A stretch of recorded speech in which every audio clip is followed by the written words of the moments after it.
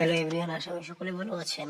অনেকের মধ্যে সংশয় ছিল ইয়ার টু কি আসলে 14ই আগস্ট মুক্তি পাবে নাকি পাবে না, এটা নিয়ে অনেকের সংশয় ছিল।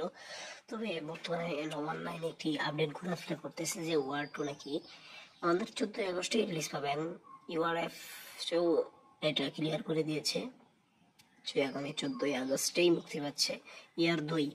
তো এই বিষয়টি আপনারা কি করে দেখছেন? ইয়ার টু 14ই আগস্টে মুক্তি পেয়েছে, যেহেতু এই খবর আপনাদেরকে দিলাম, এই ওসিলায় একটা লাইক দেন, একটি কমেন্ট করেন এবং একটি সাবস্ক্রাইব করে পাশে থাকা বেল আইকনটি ক্লিক করে দেন। সাবস্ক্রাইব টালা করে দেন, বুঝছেন? আমরা এলাকায় কষ্ট করে ভিডিও বানাই, যদি বেশি বেশি সাবস্ক্রাইব করেন কোয়ালিটি আরও বাড়াবো। যাই হোক, ইয়ার 2 14ই আগস্ট মুক্তি পাচ্ছে, এই বিষয়টি আপনারা কি করে দেখছেন? ইয়ার 2-তে রয়েছে ঋতিক রোশন ও জুনিয়র এনটিআর।